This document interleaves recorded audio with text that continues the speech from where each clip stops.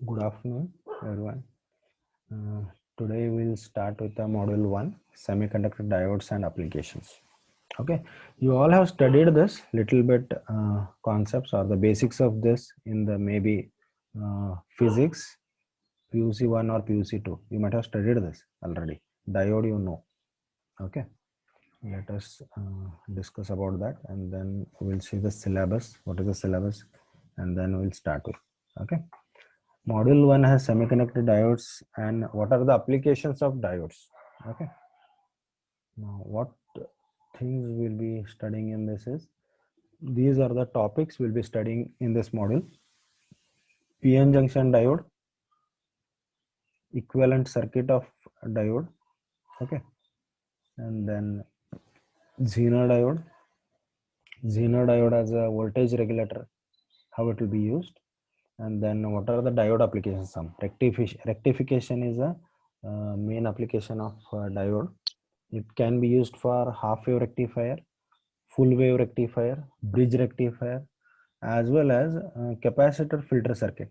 Means capacitor is used to filter the output so that you can remove the unwanted AC ripples or the AC content from the output waveform. Okay, what is a rectification? Actually, rectification will convert AC to DC. Okay, it converts AC to DC. An inverter, if you see in the home, okay, we use the inverter will convert DC to AC. Okay, inverters are used for AC power, AC appliances, so that AC appliances are the tubes, fans, light, okay, TV, these all are running on the AC main supply.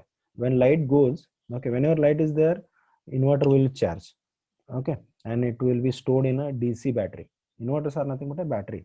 Okay, it stores in a DC form, and then when light goes off, inverter will be connected to the these house or the home appliances, and those will work because inverter will convert that DC storage into AC, and AC supply will be given when main supply is off or main supply goes off in that case. But rectification is exactly opposite of inverter. It converts AC to DC signal. Okay, sometime these DC signals or the 5 volt DC is required for our digital or the electronic devices. For that, rectification is also important application of diode that we are studying here. Now next are photodiode, LED and photocoupler. Photodiode will absorb the light energy. When light falls on that photodiode, it will receive the light and convert it into electrical signal, and photodiode conducts. LED, LED is exactly opposite of photodiode. LED will emit the light, light emitting diode. LED will emit the light when it is on, and therefore we will get the some light from that. Photocoupler is a combination of photodiode and LED. Photocoupler is a combination of LED and photodiode. LED will emit the light, photodiode will receive the light. Therefore, LED and photodiode is used in the photocoupler so that light can be transmitted from one circuit to the another. Please mute yourself. Okay. Next is a 78XX series and the 7805 fixed IC voltage regulator. Okay. These are some of the ICs. Please mute yourself.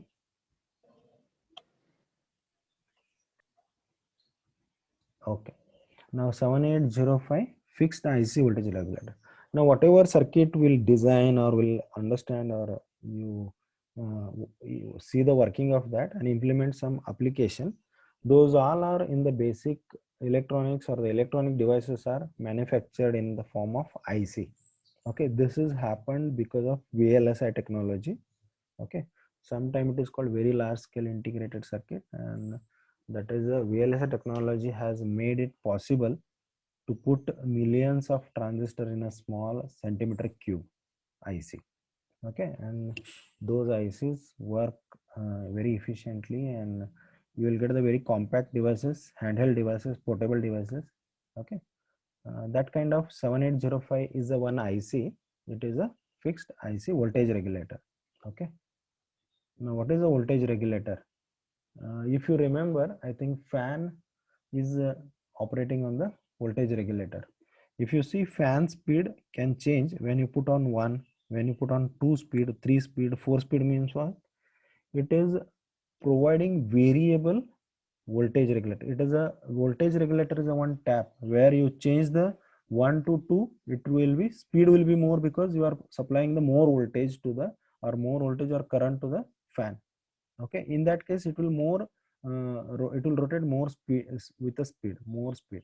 Okay, if you change 2 to 3, then it will change the voltage or current supplied will be little bit more to that, and it will again change the speed of the fan. It will more, it will start rotating. But once you fix the particular speed 1 2 3 4, it will be constant. After that, your fan, if you observe, it is rotating continuously with the same speed. If you fix the that 1 2 3 knob wherever you want speed of the fan, and that is called regulation or the regulator. Okay, there it is used. You can see one of the application there. Okay, next let us start with the introduction. Okay, before going to the PN junction diode directly, first let us see what are the materials. Okay, material is of three types. Okay, based on electrical property, there are three types: conductor, insulator, and semiconductors. Conductors are metals.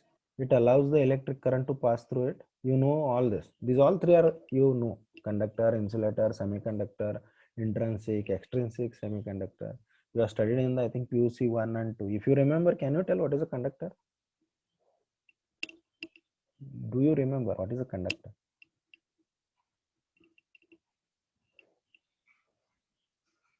Anyone can explain what is a conductor? Can anyone tell what is a conductor actually?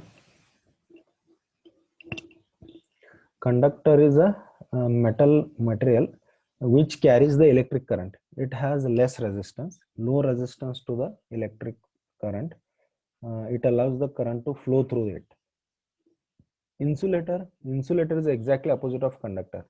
You can see plastic, wooden, wood, or the some kind of plastic, or the insulators. Those does not allow the electric current to flow through that. Okay, and therefore insulators are not helpful for the electric current to flow.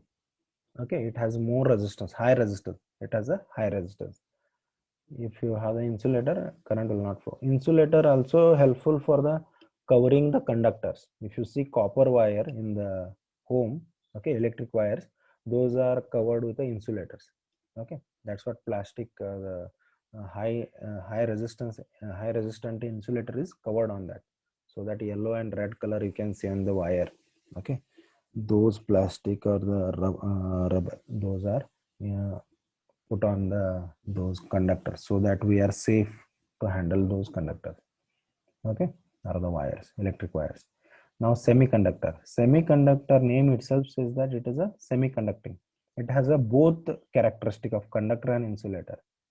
When it is in a on state, it will work as a conductor. Okay, it provides the electric conductivity. When it is off state, or it is made off, the it will act as an insulator. It will not allow the current to flow. Because of semiconductor, our electronics life has become very easy. Okay, so that we can switch on, switch off the uh, devices. Okay, therefore semiconductors are used as a switches in our day-to-day electronic devices. Therefore semiconductor we are studying here. Okay, one of the main semiconductor is a PN junction diode. Diode is a semiconductor. It is a PN junction diode. Before going to PN junction, let us see what are the semiconductors or the types. It is a intrinsic semiconductor and the extrinsic semiconductor. Intrinsic is a pure semiconductor. Extrinsic is a impure semiconductor, adding impurity to the atoms to make to the pure semiconductor. And when you add these impurities to the atoms, to the pure semiconductor, it is called doping process. This is called doping process. And if you add n type impurity like arsenic, phosphorus, then it will become n-type semiconductor.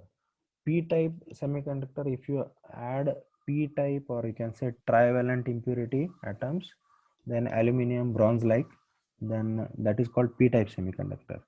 Okay, and N-type electrons are majority charge carriers. P-type holes are majority charge carriers. Those are free to move in the P-type or the N-type material. You can say P-type holes are majority charge carriers, and those are free to move.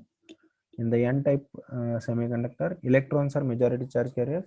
They are free to move in the N-type material, like that. Okay, and these holes and negative acceptors, you can see the diagram here. Okay, in the p-type semiconductor, holes you can see here, and the electrons negative. These negative electrons are called acceptor ions. Okay, and in the positive holes, in the n-type, they call positive donor ions. Okay, and electrons, they have shown majority charge carriers. Holes are majority charge carriers in the p-type. Okay, when they have brought together p and n type material, they have got p-n junction diode. Okay, and you can see in the diagram here, this is a p-n junction diode hardware. Small black color round strip will be there, and it has two LEDs, anode and the cathodes. Okay, how will identify cathode in this? This silver color or the white color strip will be there. No? This shows it is a cathode side. This is a cathode side or the negative terminal, and this is a positive terminal of the diode. This is P and this is N. Okay, this is a PN junction diode, and this is a P side, this is a N side. And this silver color strip or the white color strip, it shows it is a cathode. Like that, you can identify it as a diode, N side or the negative terminal. Now here, when PN, this is a symbol. This is a symbol of PN junction diode. Why it is called diode? Because it has two electrodes.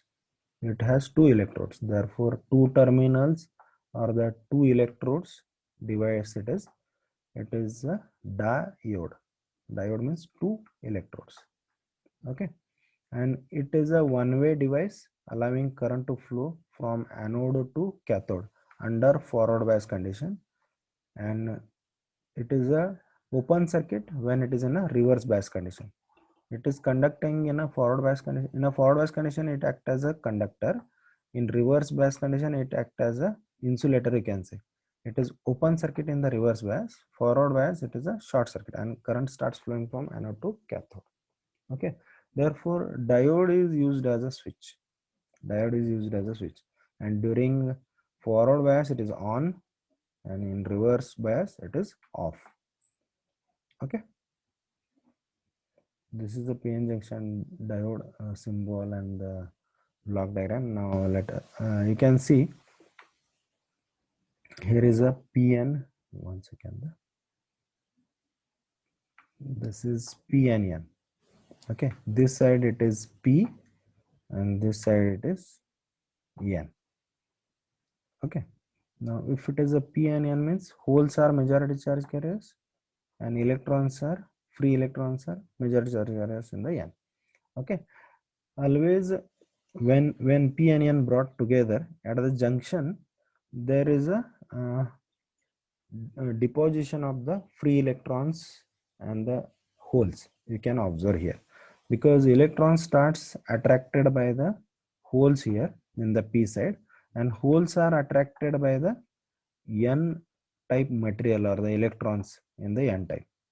Okay, because of that, these electrons start crossing the junction and they start combining with the holes, and they will become immobile, and they start depositing here. Okay, at the junction. Now similarly, holes are also try to cross the junction, and they reach in the N type material near the junction, and they will combine with the electrons in the N type, and they become immobile ions, and they start depositing here. And like that, here holes are started depositing at the junction in the N type N side, and electron starts combining with the holes and start depositing at the junction and the p side. Okay, therefore negative charge will be starting, you can say depletion region here because of that immobile ions, and here one small barrier voltage, or you can say depletion region, will be created near the junction at the p side and n side. If you take, this is a p side and this is n side, and it will start depositing here electrons, therefore depositing at the p side, therefore negative charge here, and this side it is positive charge, it will start depositing. Okay, therefore we get the potential difference, that is called barrier voltage, and this region is called depletion region because this has become immobile ions and they start depositing on the junction, and they create a wall, they create a barrier. Okay, and therefore they will not allow the further movement of the electrons or the holes in the p and n side. Okay, therefore this created the depletion region at the junction, they create a potential difference or the barrier voltage at the junction. Okay, this is when two p-n junctions are brought together and prepare the diode. Okay, you can see here what I have explained now, the same thing here, depletion region, it has got created here. Okay, and here negative ions got deposited, here positive ions got deposited, and they create a barrier, and that is a barrier voltage got created here. Okay, the same thing I explained in the previous slide. Now let us stop here. Tomorrow we'll see the biasing of the diode. Okay, let us stop here. So tomorrow we'll discuss about the biasing of the diode, forward bias and the reverse bias. You all know that biasing is the external supply given to the diode. Okay, the way in which you connect to the PN side of the diode, it will be classified into forward bias and the reverse bias. Okay, thank you everyone. Let me stop the recording. Thank you.